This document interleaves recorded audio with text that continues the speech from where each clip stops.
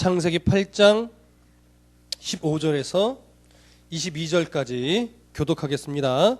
하나님이 노아에게 말씀하여 이르시되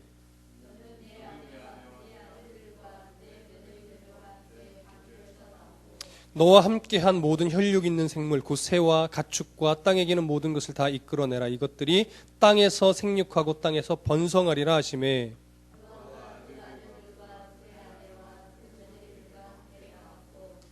땅 위의 모든 동물 곧 모든 짐승과 모든 기는 것과 모든 새도 그 종류대로 방주에서 나왔더라.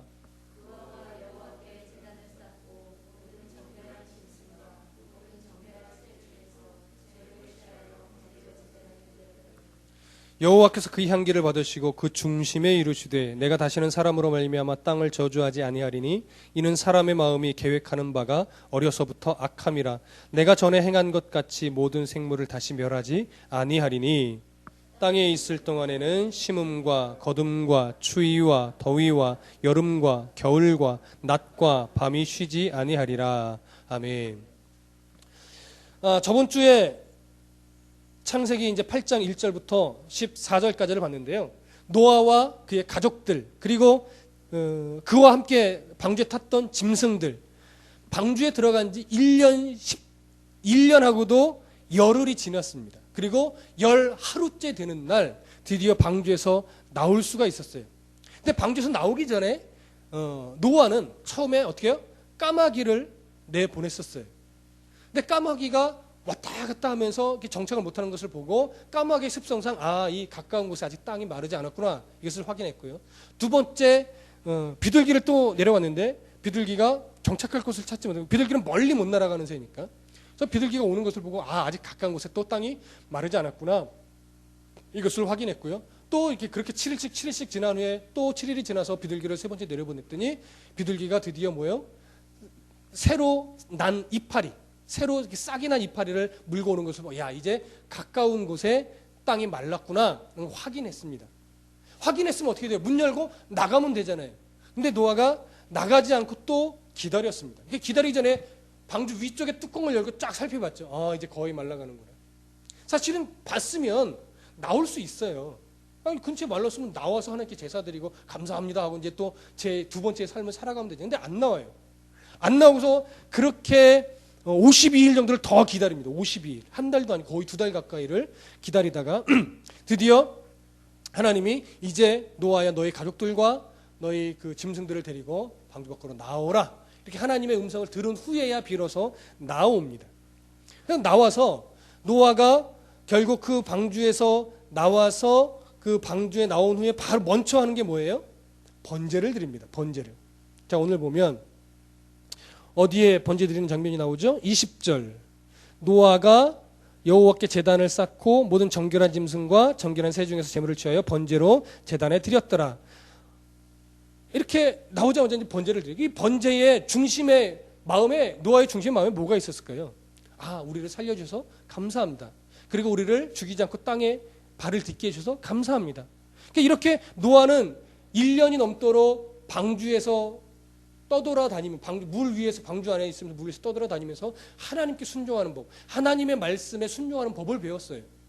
그래서 나오자마자 하나님께 제사를 드려서 감사의 마음을 했던 겁니다. 근데 사실 노아가 방주 안에 있으면서 얼마나 빨리 밖에 나가고 싶었을까요? 여러분 만약에 1년이 넘는 그 기간 동안 방주 안에서의 어떤 일이 벌어졌는지 성경에 기록되어 있지 않지만 여러분 추측이 가능하지 않습니까? 1년이 넘으면서 그 안에서 식량이 충분했을까요? 식량이 점차 떨어져 갔을 거예요. 그리고 그 안에 있던 식구들의 믿음이 이렇게 막 견고한 상태가 아니에요, 아직. 그러다 보니까 중간중간 우리 하나님은 도대체 1년이 다 돼가는데 비를 그쳐주시는 거야, 안 그쳐주는 거야? 아니 물은 언제 빠지는 거야? 언제나 좀 나갈 수 있는 거야? 발에 땅 좀 디디고 발에 땅을 디뎌야 아니죠. 땅에 발을 디디고 싶어요. 막 이러면서 불평도 나오고 하나님을 좀 원망하는 소리도 나올 것이고 별의별 얘기가 다 나왔을 거예요. 그 안에 이제 또 새끼 낳는 동물도 있었을 것이고 가뜩이나 좁은데 사실 빡빡하게 들어갔을 거 아니에요. 근데 막 새끼도 낳고 하면서 막 거기서 팔팔하고 또 거기서 또 막 볼일 보면 그 대변 소변 들고 또 그거 문제부터 얼마나 그 안이 막 그랬었겠습니까? 그러니까 땅이 마르면 바로 나가고 싶었을 텐데 노아가 나가지 못했단 말이에요. 근데 거기서 우리가 분명히 노아는 나오자마자 번제를 드렸을 때 하나님 앞에 감사의 마음으로 번제를 드렸었는데 또 하나의 마음을 우리가 또 찾아볼 수 있어야 돼요. 당연히 감사의 마음으로 번제를 드린 것은 지당한 건데 또 하나 노아가 갖고 있던 마음 하나는요, 이거예요. 두려움. 왜 두려움이냐면, 여러분 성경을 만약에 아는 사람들 한번 기억 더듬어 보십시오. 홍수 이전의 사람들의 모습, 그 악한 모습과 홍수 이후에 노아의 가족들의 모습 속에서 노아가 더 선해졌던가요? 선해지지 않았던가요? 더 선해지지 않았어요. 홍수 전이나 홍수 후나 노아가 1년을 넘게 방주 안에 있어 보니까 자기 속 안에 그 다음에 그 가족들의 마음속에 있는 죄성은 똑같더라는 거예요. 변하지가 않더라는 거예요. 그러니까 변하지 않는 모습을 보니까 방주 밖으로 나가기가 두려울까요? 두렵지 않을까요? 노아는 두려워요. 왜? 지금 인류가 그들의 죄악 가운데 하나님 앞에 엎드리지 못하고 자기들이 먹고 마시고 장가드는 일에만 치중하다 이렇게 심판을 받았단 말이에요. 죄악의 간영에서 다 죽었어요. 동물들, 사람들 싹 다 죽었어요. 멸절했어요. 그런데 그러면 이제 방주 밖으로 나갈 때 자기들의 모습은 변해 있어야 되잖아요. 하나님이 원하시는 모습으로 바뀌어 있어야 또 심판이 안 올 거 아니에요. 근데 이 상태로 나가면 머지않아 또 심판에서 또 죽게 될 것 같은 거예요. 그 두려움이 있어요. 그래서 비둘기가 이파를 물고 왔음에도 불구하고 뚜껑을 열어서 마른 것을 확인했음에도 불구하고 노아는 쉽게 나가지를 못했던 거예요. 그 마음 갖고 그 두려운 마음 가지고 하나님이 나와라 했을 때 이제 방주에서 나옵니다. 나오자마자 정결한 짐승 중에서 어떻게 돼요? 제물을 취해서 하나님 아버지 앞에 번제를 드립니다.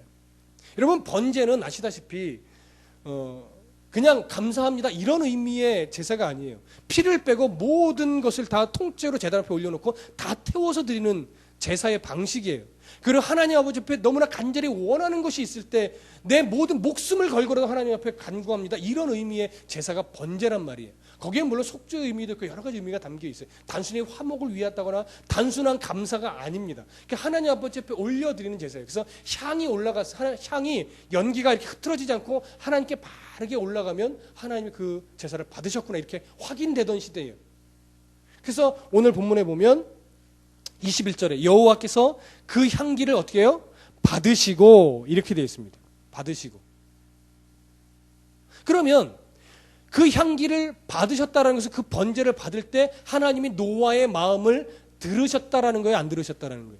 들으셨다라는 거죠. 그러면 하나님이 노아에게 어떻게 반응을 보여주시는가를 알면 노아가 어떠한 마음으로 번제를 드렸는지를 알 수 있어요. 자, 그래서 그 21절 한번 보시기 바랍니다. 21절. 다 같이 읽어볼게요. 시작.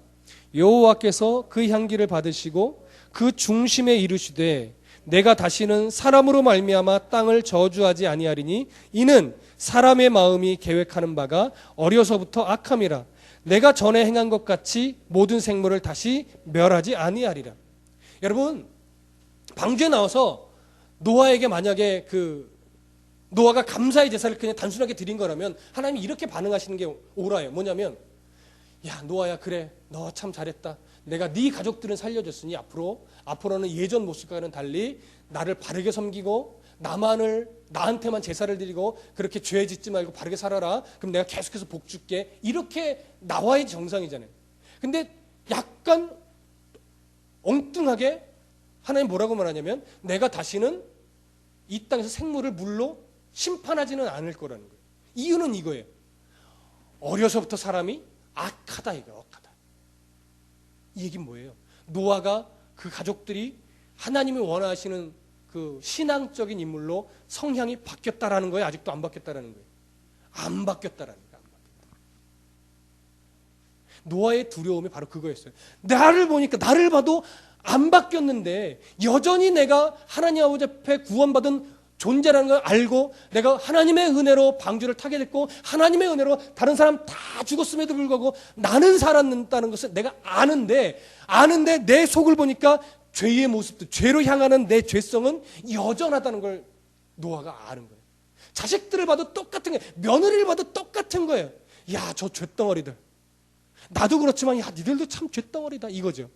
야, 며느라기야, 너도 참 쇳덩어리다. 야, 하나님이 우리를 이렇게 은혜 베풀어서 다 죽고 우리 가족만 살려주셨음에도 불구하고 너나 내 모습 중에 아직도 이렇게 하나님 불평하고 원망하고 죄성 가득하고 죄악으로 흘러가는 생각을 막지 못하는 이런 쇳덩어리구나. 이걸 아는 거예요. 그러니 나가봤자 또 심판받을 것 같은 이 두려움이 갖고 있으니까 하나님이요, 그 번제를 받으시고 뭐라고 말하냐면, 내가 그 중심에 이르시되, 여러분 21절 이렇게 얘기하죠. 그 향기를 받으시고 그 중심에 이르시되, 노아가 갖고 있는 근심을 하시고 그 근심을 향하여 말씀하시는 거예요. 이렇게 내가 다시는 사람으로 말미암아 땅을 저주하지 아니하리니 이는 사람의 마음이 계획하는 바가 어려서부터 악함이라. 그러니까 하나님이 이렇게 얘기하는 거예요. 사람은 하나님이 이런 경고를 줘도 바뀔 수 없는 존재라는 거죠. 그러니까 결국은 이 말을 다시 하면, 사람은 아무리 하나님이 경고를 해도 바뀔 수 없는 존재라는 것은, 니들은 하나님의 은혜가 아니고서는 구원받을 수 있는 존재다 아니다? 아니다. 성경이 증명하는 거예요. 봐라. 근데 여러분 요거 하나를 알고 넘어가세요. 노아가 지금 이 창세기는요, 제 첫 번째 독자가 누굽니까? 제 첫 번째 독자 우리들이에요? 우리들은 두 번째 독자죠. 제 1독자가 누구예요? 출애굽한 이스라엘, 광야에 있는 이스라엘 백성들이란 말이에요. 이건 지금 모세가 쓰는 거예요. 그래서 시간적으로 보면, 역사적으로 보면 창세기가 앞에 있고 출애굽기가 뒤에 있지만, 독자가 접하는 수준으로 보면 광야의 이스라엘 백성들은 첫 번째 출애굽이 그들에게 먼저예요. 출애굽을 이해하고 나서 그 다음에 두 번째로 이해하는 성경이 바로 창세기예요. 그러니까 광야의 이스라엘 백성들은요, 하나님이 모세를 통해서 이스라엘 백성들에게 광야에서 너희들의 애굽에 있던 우상의 습관들을 다 떨쳐버려라, 나만을 믿어야 된다 라고 가르쳤지만 그들은 여전히 우상 숭배에 있단 말이에요. 그래서 창세기 1장에서 하나님이 천지창조의 그 이야기를 담아놓은 이유가 뭐라고, 여러분 창세기 1장 강의할 때 뭐라고 말씀드렸습니까? 그 이유가, 너희들이 우상으로 섬기고 있는 새, 동물, 물고기, 여러 형상들, 그것은 너희들이 우상처럼 애굽에서 습관적으로 그 우상의 습관을 버리지 못하고 지금도 나를 믿는다면서 그 동물의 형상을 가지고 우상처럼 떠받들고 있지만, 실제 그것은 하나님이 만들어놓은 창조의 뭐예요? 피조물일 뿐이라는 사실을 알려주는 거예요. 하나님이 첫째 날, 둘째 날, 셋째 날, 넷째, 다섯째, 여섯째 날에 걸쳐서 만든 피조물인데, 너희들은 왜 그 피조물에 대해서 경배하고 엎드려서 그것이 너희들의 복주는 것이냐고 생각하냐? 그것들은 다 피조물이요, 너희들한테 맡겨놓은, 너희들한테 다스리고 정복하라고 준 것들 아니냐 이거예요. 이해되십니까? 그렇게 지금 창세기를 통해서 이스라엘 백성들에게 하나님이, 너희들의 하나님이 누군지를 정확하게 지금 알려주고 있는 거예요. 그 과정 중에 오늘 노아의 이야기도 하고 있는 거예요. 그럼 노아의 이야기를 통해서 출애굽한 광야 이스라엘 백성들에게 뭘 알려주고 싶은 거예요? 하나님이 너희들을 포기하지 않으셨다라는 거예요. 너희들이 지금껏 또 우상을 섬기는 죄악을 반복하고 있지만 그래도 너희들을 하나님이 포기하지 않았다 이거죠. 너희들은 그렇게 죄성이 있는 존재, 그걸 좀 알아라 이거예요. 하나님이 약속하셨다 이거죠. 다시는 죄로 이 땅을 심판하지는 않으시겠다고. 이유는 사람이 계획하는 바가 원래 약하다 이거. 하나님 이렇게 경고해도 못 알아먹는 존재라 이거예요. 광야 이스라엘 백성들, 너희들이 그런 존재라 이거예요. 오늘날로 얘기하면 설교하는 이태희야, 설교를 듣는 여러분들과 똑같다 이거예요. 똑같다 이거. 하나님의 은혜를 아무리 체험하고 아무리 경험해도 우리 안에는 선한 것이 없다 이거예요. 그래서 하나님의 은혜만이 우리를 살게 만드는 거야. 그걸 알으라 이거예요. 새 형상이, 금송아지가, 학벌이, 돈이 너희들에게 구원을 주지 않는다. 이거 좀 알아라. 이 얘기를 지금 하고 있더라는 거예요. 노아의 근심이 여기서부터 하나님이 해결을 시켜주시죠. 그러면서 우리가 좀 여담으로 하나 볼 수 있는 게 뭐냐면, 하나님이 왜 방주에 정결한 짐승은 7배나 더, 7쌍씩 더 싫게 했을까요? 바로 이 번제의 제물들을 위해서. 또 하나는요, 또 하나는 또 이거죠. 방주에서 나왔을 때 곡식이 있어요, 없어요? 더 이상 없죠. 그때 육식을 허락하지 않았으면 노아와 그 가족들은 당장 먹을 게 없는 거예요. 그래서 물론 이때부터 육식을 했다라고 보는 사람도 있는데요. 사실은 많은 대부분의 학자들은 어떤 견해를 지지하냐면 홍수 이전에 그 악한 사람들은요 고기도 먹고 막 했을 거라는 거예요.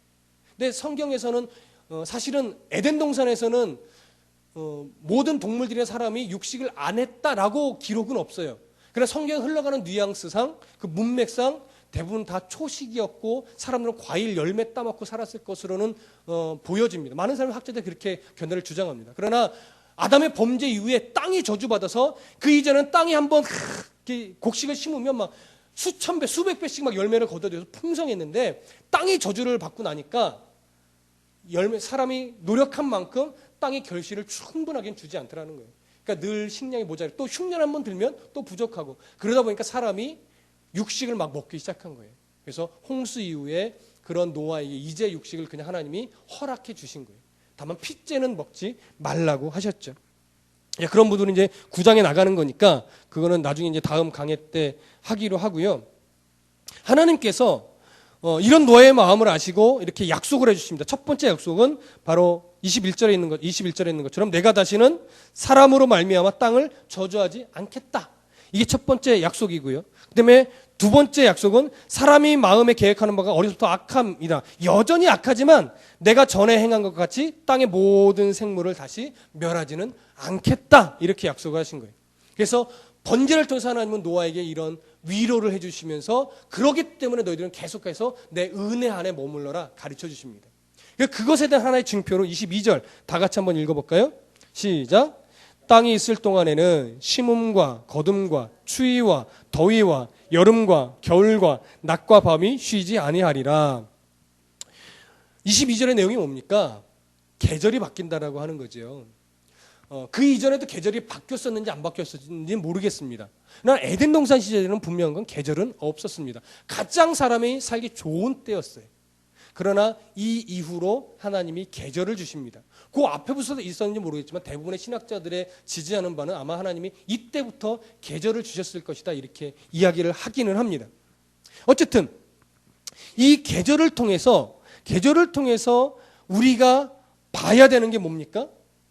하나님의 은혜예요. 하나님의 은혜가 없으면 우리는 구원받을 수 없는 존재라는 것에 대한 증표. 그래서 이 땅을 다시는 멸하지 않고 인간 구원의 계획을 하나님 스스로가 해 나가겠다라고 하나님의 의지를 드러내신 그 사인, 그 표지가 바로 뭐냐면 계절입니다. 그래서 우리는 그리스도인은요, 계절을 볼 때, 이야, 아름답다. 여기서 머무르면 안 돼요. 야, 이 계절의 변화 속에서 하나님이 우리를 사랑하심과 우리를 구원하시는 계획이 여기에 징표로 하나님이 담아 놓으셨구나. 오, 하나님 감사합니다. 여기까지 나가야 되는 게 그리스도인의 모습인 것입니다. 그래서 이 계절이 바뀐과 노아의 홍수에서 노아의 가족을 살려주신 것 안에는 우리가 하나님의 큰 두 가지 속성을 거기서 꼭 기억해야 돼요. 첫 번째는 하나님의 공의입니다. 심판하시는 하나님. 그러나 그 심판을, 죄의 대가를 심판해야 하는 하나님인데 그 대가를 우리에게 물어야 됨에도 불구하고 우리가 그 대가를 치를 실력이 없기 때문에 그 대가를 누구에게 돌리셨다고요? 예수 그리스도에게 돌리셨어요. 그래서 하나님의 공의가 없어진 게 아니에요. 공의를 예수에게 물은 거죠. 하나님의 공의를 보셔야 돼요. 그리고 그 진노를 뭘로 바꾸셨어요? 예수 그리스도 통해서 우리를 구원하시고자 하는 사랑으로 바꾸셨어요. 그래서 진노와 사랑, 때로는 공의와 사랑, 이 두 가지를 보셔야 돼요. 그래서 많은 사람들이 예수 그리스도의 십자가를 딱 놓고서 거기서 늘 자꾸 뭘만 보려고 하냐면 예수님의 육체의 고통 얼마나 아프셨을까. 그래서 노래도 있었잖아요. 얼마나 아프실까 예수님의 마음은, 뭐 이런 육체의 고통과 마음의 고통을 표시하지만 십자가에서 우리가 받을 건 크게 두 가지예요. 앞에서 얘기가 똑같아요. 하나님의 공의와 하나님의 사랑. 그게 십자가에 달려있는 거예요. 십자가는 단순하게 예수님의 사랑, 희생 그것만 나타내는 게 아니에요. 내가 받아야 될 진노를 예수 그리스도가 대신 끌어안으셨다. 예수님에게 하나님이 그 진노를 돌리셨다. 그 하나님의 진노, 그 공의를 보셔야 되는 것. 또 하나는 그렇게까지 우리를 구원하시고자 하는 우리에 대한 하나님의 한이 없는 사랑. 그 사랑이 십자가에서 봐야 되는 거예요. 그것이 이미도 어느 때부터 예견돼 있었던 것이냐, 어느 때부터 하나님이 작정하신 것이냐, 물론 태초부터 작정하신 것이지만 그것을 드러내 주신, 희미하게나마 보여주신 사건이 바로 노아의 홍수 사건이란 말이에요. 노아의 홍수 사건을 통해서 진노받아야 될 우리를 구원하신 하나님의 사랑, 공의, 이 두 가지를 다 보셔야 됩니다. 그래서 여러분, 계절이 찾아오는 것은 복일 뿐만이 아니라 우리를 기억하고 계시고 우리를 구원에 이르게 하는 하나님의 의지가 그 안에 담겨 있는 것처럼 세상의 아름다움을 누리시되, 아름다움을 보시되, 또 자주 놀러 가셔서 하나님 창조하신 세계를 보시되, 그곳에서 뭘 보셔야 됩니까? 자연의 광대함과 함께 하나님의 공의와 우리를 향한 사랑이 배어 있는 자연 만물을 보셔야 돼요. 세상 사람들이 못 보는 게 이거예요. 그러나 자연 만물 속에 담겨 있습니다. 그래서 로마서에 보면 사람들이 어떻게 돼요? 나는 몰랐다라고 뭐 한다고 그러죠? 나는 몰랐다라고 핑계 댈 수 없다라고 말해요. 저희들이 핑계치 못할 것이다. 왜? 자연 만물, 계절의 바뀜, 이 속에 하나님의 공의와 사랑을 다 심어놨기 때문에. 여러분, 우리가 이 사랑을 받은 존재들입니다. 노아의 홍수에 이미 이 사랑이 가득 담겨 있습니다. 그 사랑이 이제 9장부터 앞으로 쭉 훑어나가면서 하나님의 사랑이 우리에게 어떻게 임하셨는가, 우리를 사랑하시는 그 하나님이 어떤 하나님인가를 계속 찾아갈 겁니다. 기대하셔도 좋습니다. 제가 준비하고 벌써 한 세네 개, 그 다음 구절 쭉 계속 준비를 지금 거의 해놓고 있는데, 제가 한 장 한 장 살펴볼 때마다 하나님이 이 가운데 서려 있는 하나님 마음이 굉장히 깊고 놀랍습니다. 그 사랑 앞으로 계속 나눠가려고 합니다. 계속해서 기대하시고요. 오늘 이 많은 비를 통해서도 노아의 홍수 때 이보다 더 거센 비가 1년 가까이 내렸겠구나. 저 비 속에 우리를 향한 공의와 사랑이 담겨 있구나.